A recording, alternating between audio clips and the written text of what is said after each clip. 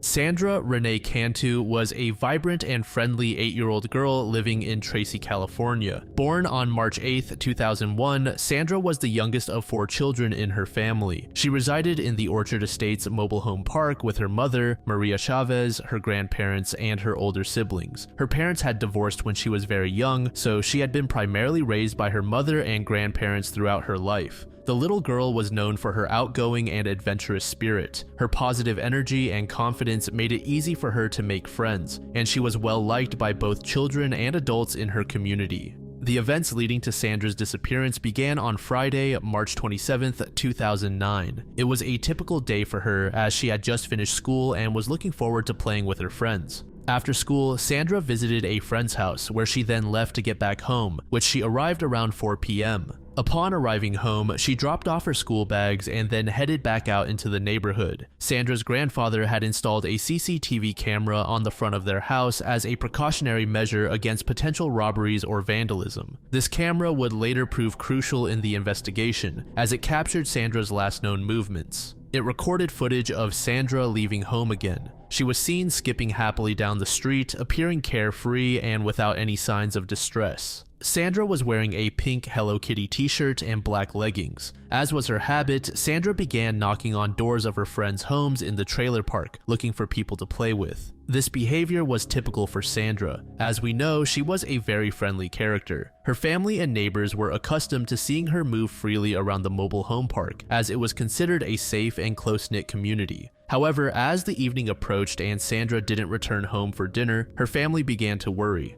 At 7:53 p.m., approximately 4 hours after she was last seen, Sandra's family reported her missing to the local police. This marked the beginning of what would become an extensive and high-profile search operation. The disappearance of Sandra Cantu quickly gained national attention, triggering a massive response from law enforcement and the community. The Tracy Police Department immediately launched an investigation, and the FBI was called in to assist. Over the course of the weekend of March 28th and 29, an extensive search effort was mobilized, involving a wide range of resources including dogs, equestrian teams, helicopters, and more. The search area expanded beyond the immediate vicinity of the mobile home park, covering a wide radius around Tracy. Law enforcement officials and volunteers combed through fields, wooded areas, and waterways, hoping to find any trace of Sandra or clues to her whereabouts. In addition to the physical search, investigators began the process of interviewing residents of the park. With approximately 100 homes, this was a significant undertaking. Every resident was questioned and their statements were carefully documented and cross-referenced.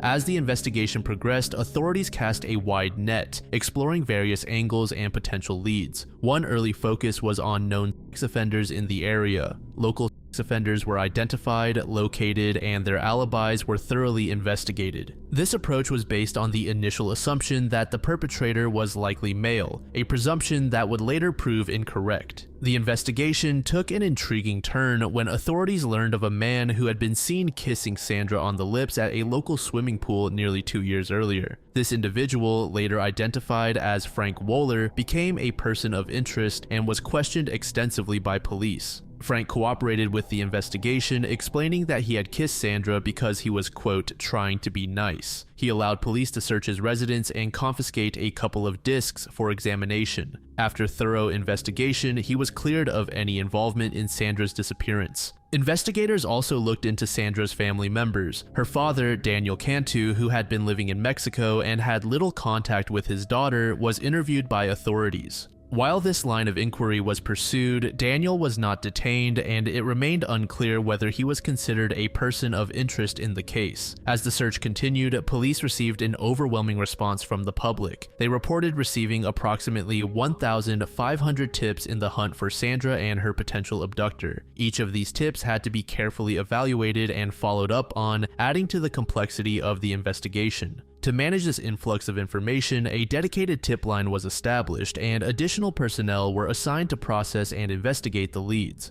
To incentivize anyone with knowledge of Sandra's whereabouts to come forward, a reward of $22,000 was offered. This reward, combined with the extensive media coverage, kept the case in the public eye and maintained pressure on the investigation. The National Center for Missing and Exploited Children became involved in the case, providing additional resources and expertise. They translated missing posters into Spanish to alert the largely Spanish-speaking population, many of them migrant workers who lived in the area around Tracy. As days passed without any sign of Sandra, investigators began to explore more unconventional angles. They analyzed cell phone records, checked local surveillance cameras, and even consulted with psychics who had reached out offering their services. A significant development occurred on March 28th when Melissa Huckabee, a 28-year-old Sunday school teacher who lived in the same park, approached police at a vigil for Sandra. She reported finding a handwritten note that read, "Cantu locked in stolen suitcase, thrown in water on Bucketty Road and Whitehall Road witness." The note, with its misspellings, would later become a crucial piece of evidence. At the time, investigators found it odd that Huckabee, who had reported losing a suitcase, would be the one to find such a note. Fast forward to April 6, 2009, Sandra was finally found. However, in the worst possible state. The discovery was made during a routine maintenance procedure at the pond, located about 2 miles from the Orchard Estates Park where Sandra lived. Farm workers were draining the irrigation pond, a practice that typically occurs twice a year, when they noticed something unusual floating to the surface as the water level decreased. The pond, approximately 125 to 150 yards long and about 30 yards wide, was slowly emptying when a black suitcase became visible. The workers, many of whom were likely aware of the ongoing search for Sandra due to the widespread distribution of missing person posters in both English and Spanish, immediately recognized that the suitcase was out of place and potentially significant. Upon seeing the suspicious item, the farm workers promptly alerted authorities. Police quickly responded to the scene, and the area was immediately cordoned off as a potential crime scene. The suitcase, which was sealed, was carefully removed from the pond and transported to the county morgue for examination. At the morgue, investigators carefully opened the suitcase, revealing the disturbing contents within. Inside, they found Sandra Cantu's body, still dressed in the same pink Hello Kitty t-shirt and black leggings she had been wearing the day she disappeared. The condition of Sandra's body and the circumstances of its discovery provided investigators with crucial evidence. The fact that she was found in a suitcase suggested a deliberate attempt to conceal the body, pointing towards a homicide rather than an accidental death. The location of the pond, relatively close to the mobile home park, indicated that the perpetrator likely had local knowledge. Following the discovery, an autopsy was immediately ordered to determine the cause and manner of death. The San Joaquin County pathologist conducted a thorough examination, revealing disturbing details about Sandra's final moments. The autopsy established that Sandra had suffered multiple injuries before her death. She had a cut to her lower inner lip and an abrasion on her left elbow, indicating some form of physical struggle or trauma. More disturbingly, the pathologist found evidence of sexual abuse. Sandra had injuries to her external genitalia that were consistent with the diameter of a foreign object. This finding would later be linked to a rolling pin discovered in the investigation. The cause of death was determined to be homicidal asphyxiation. The pathologist found a piece of torn cloth tied around Sandra's head, soiled with blood and knotted into a noose. Toxicology results added another layer to the tragic story. Analysis revealed that Sandra's body contained alprazolam, a prescription anti-anxiety medication. This finding would later become significant when investigators discovered a prescription bottle of alprazolam in the suspect's purse. The discovery of Sandra's body in the suitcase also corroborated an earlier piece of evidence that had initially seemed puzzling. This is, of course, referring to that note that was presented by Melissa Huckabee. The location where the suitcase was found, near the intersection of Bucketty and Whitehall Roads, matched the details in the note she had presented. This correlation raised serious questions about Huckabee's involvement and her knowledge of the crime. Huckabee lived in the same Orchard Estates mobile home park in Tracy, California, where Sandra resided with her family. This proximity, along with Huckabee's role as a Sunday school teacher and the fact that her daughter was one of Sandra's playmates, initially placed her beyond suspicion in the early stages of the investigation. Her background and personal history paint a complex picture of a troubled individual. She had a history of mental health issues, including depression, borderline personality disorder, bipolar disorder, and schizophrenia. Her ex-husband, Johnny, revealed that she had been prescribed medication for these conditions at one point in her life. Before the crime, Huckabee's life seemed relatively ordinary on the surface. She had been married to Johnny in August 2003 when she was 5 months pregnant. However, the marriage was short-lived, with the couple separating in August 2004 and finalizing their divorce in September 2005. Following the divorce, Melissa was granted full custody of their daughter, who was 5 years old at the time of Sandra's disappearance.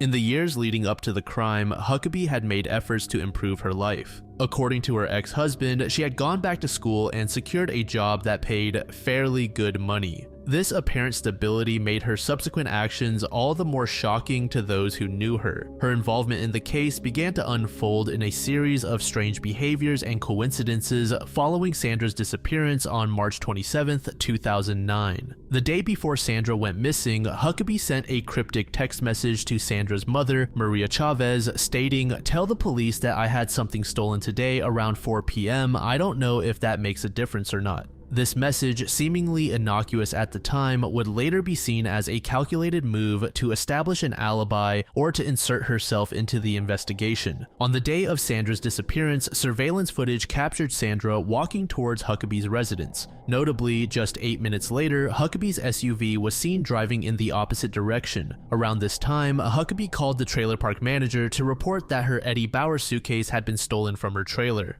As the investigation progressed, more evidence began to point towards Huckabee's involvement. A retired U.S. Marine and his wife reported seeing Huckabee and her SUV at the irrigation pond on their property between 5:30 and 6 p.m. on March 27th. They described her as distracted and hurried, and she reportedly told them, quote, "I just had to pee real quick." Furthermore, the suitcase matched the description of the one Huckabee had reported stolen. This connection, along with the note she had supposedly found, immediately made her look like the culprit. A search of Huckabee's home on April 6th yielded crucial evidence. FBI agents discovered a notebook with "Cute but Psycho, Things Will Even Out" printed on the cover. Inside the notebook, they found indentations matching the letters from the note Huckabee had claimed to find. This discovery strongly suggested that Huckabee had written the note herself. Further investigation at the Clover Road Baptist Church, where Huckabee taught Sunday school and where her grandfather was the pastor, uncovered more damning evidence. In the church kitchen, investigators found a rolling pin with a bent handle and a bloodstain that tested positive for Sandra's DNA. Additionally, one of the blinds in the church was missing part of its drawcord, which an FBI expert determined to be consistent with the cord used to tie shut the suitcase containing Sandra's body. On April 10, 2009, based on the mounting evidence, police arrested Melissa Huckabee. She was initially charged with kidnapping with a foreign object, lewd or lascivious conduct with a child under 14, and murder in the course of a kidnapping. The charges shocked the community as they challenged the initial profile that FBI experts had assigned to the case, that being a white male aged between 25 and 40 with a criminal history of sexual assault or child pornography. When confronted with the evidence, Huckabee confessed to the crime, though her account didn't fully align with the forensic evidence. According to court documents, Huckabee admitted to taking Sandra to her grandfather's nearby church, where she molested her, strangled her, and stuffed her into the suitcase. The brutality of the crime and the fact that it was committed by a woman, especially a Sunday school teacher, against her own daughter's playmate stunned both the community and law enforcement.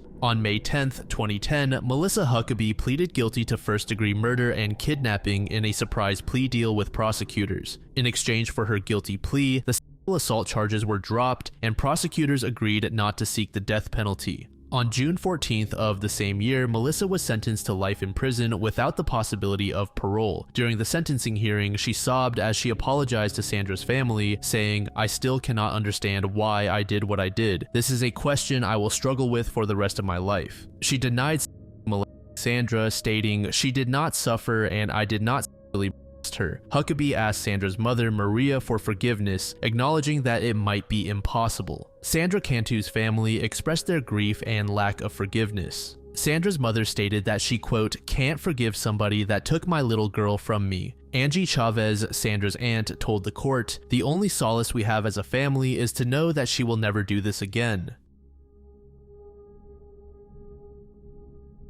Charlotte James Dawkins entered the world on December 11th, 2013 in Voorhees, New Jersey. She was born to parents Caitlin Royan and Anthony Dawkins. The circumstances surrounding Charlotte's early life were complex from the start. Her mother was only 18 years old when she became pregnant, and she started her relationship with Anthony when she was 17. Their romance was tumultuous, characterized by frequent breakups and reconciliations. Despite the instability of their relationship, the news of Caitlin's pregnancy in early 2013 brought a mix of excitement and apprehension to the young couple. Charlotte's middle name, James, was chosen in honor of her maternal grandfather, reflecting the close ties she had with her extended family from birth. This connection to family would prove to be a significant aspect of Charlotte's short life, as she was surrounded by a network of relatives who cherished her. As she grew, family members and friends often remarked on Charlotte's vibrant personality and infectious smile. She was described as a happy, energetic child who brought joy to those around her. However, the happiness that her birth brought along could not overcome the underlying issues in Caitlin and Anthony's relationship.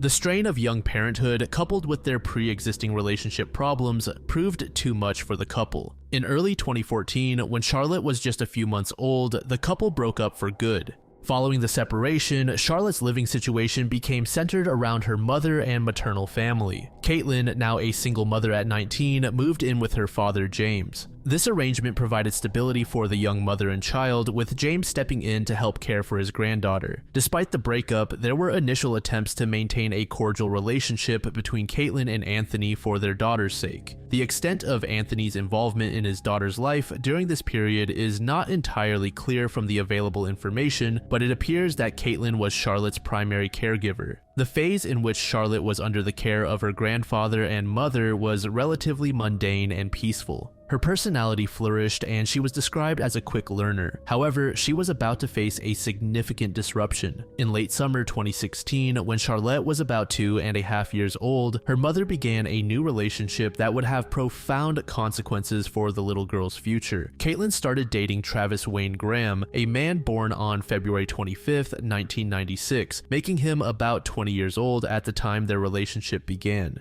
The relationship between Caitlin and Travis progressed at a remarkably rapid pace. Within just a few months of meeting, their involvement had deepened significantly. By January 2017, merely months after the relationship began, Travis proposed marriage to Caitlin, who accepted. Shortly after, Caitlin became pregnant with Travis's child. The engagement and pregnancy led to a major change in Charlotte's living situation. Caitlin and Charlotte moved out of the home they shared with Caitlin's father and into Travis's parents' townhome in Blackwood, New Jersey. It was during this period following the move that family members and friends began noticing concerning injuries on Charlotte. The transition appears to have been difficult for the young girl, and the subsequent revelations of abuse suggest that she faced significant challenges and trauma in her new living situation. One of the earliest indications of trouble came from Chelsea, Travis's ex-girlfriend. She witnessed an incident where Caitlin was physically rough with Charlotte, squeezing the child's cheeks together with enough force to leave visible bruises. This observation was particularly concerning as it suggested that not only was Travis potentially abusive, but Caitlin herself may have been engaging in harmful behavior towards her daughter.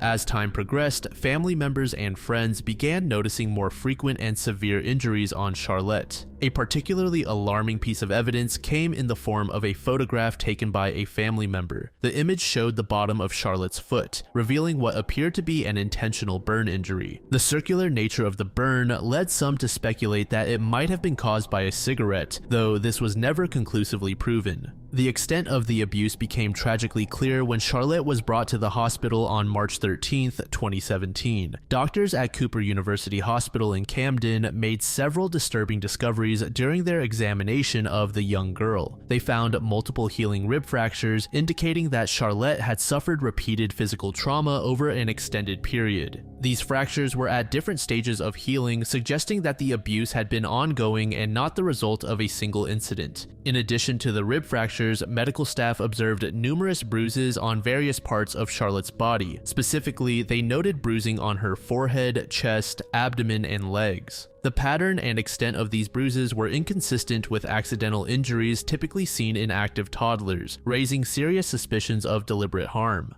One family member provided a particularly disturbing description of the injuries, stating every one of her ribs were broken and healing. She had 8 bruises on her chest, 4 together, then a space, then another 4 that looked like fingertip marks that were different shades of healing. Medical professionals at the hospital concluded that Charlotte's injuries were indicative of long-term abuse. They informed the family that the little girl had likely been walking around with broken ribs for at least a week without receiving any medical attention. This revelation was particularly distressing, as it suggested that Charlotte had been in significant pain for an extended period, yet no one had sought help for her. Furthermore, changes in Charlotte's behavior and demeanor were also observed by those close to her, though specific details of these changes are not extensively documented. However, it's common for children experiencing abuse to exhibit shifts in personality, increased fearfulness, or regression in developmental milestones. Fast forward to March 13th, 2017, all of these unfortunate events occurring with Charlotte would come to a head.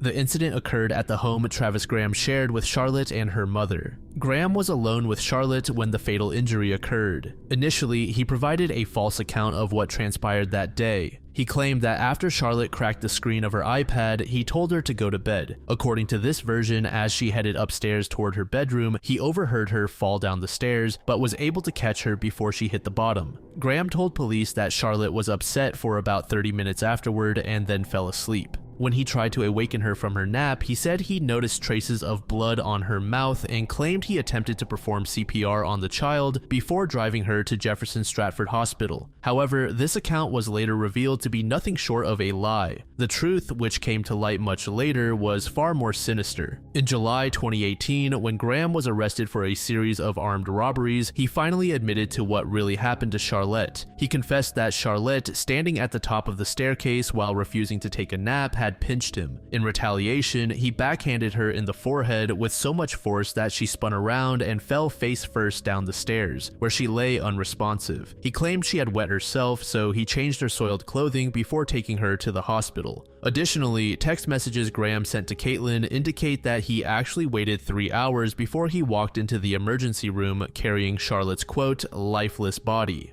When Charlotte finally arrived at the hospital, the severity of her condition was glaring. She was quickly airlifted to Cooper University Hospital in Camden, where doctors in the pediatric intensive care unit found her pupils fixed and dilated, indicating a severe brain injury. Despite the best efforts of the medical team, Charlotte's injuries proved to be fatal. She was pronounced dead at 4:14 p.m. on March 14, 2017, just over 24 hours after the incident. However, she was kept on life support until March 16th to allow for organ donation. The investigation into Charlotte Dawkins' death was a lengthy and complex process that spanned 16 months. Initially, Travis Graham's account of the events leading to Charlotte's fatal injury went unchallenged, but as time passed and new evidence came to light, the truth of what happened on that tragic day began to emerge. As we have already gone over, Travis did not provide a truthful account of how Charlotte sustained the injury that ultimately caused her death. Via text messages, Travis was found sending the following message to Caitlin. She just threw a hissy fit and dropped dead weight while walking up the stairs. I caught her, but she banged her head.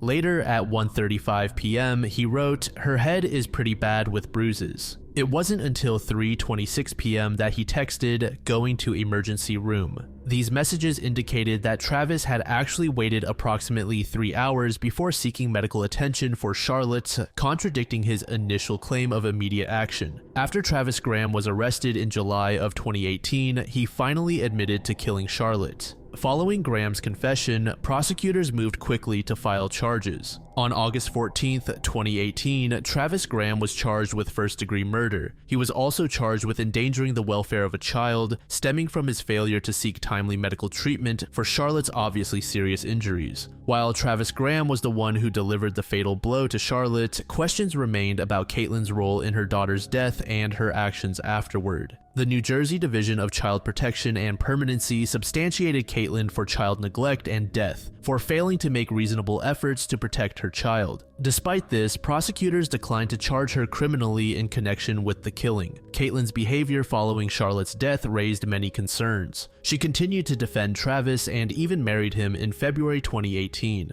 In October 2017, Caitlyn gave birth to Travis's daughter, who was immediately removed from their custody and placed with a relative. Caitlyn has shown ongoing financial instability, including eviction from her apartment and having her vehicle repossessed. She has also continued to demonstrate poor decision-making, including becoming romantically involved with individuals described as unstable and displaying anger issues.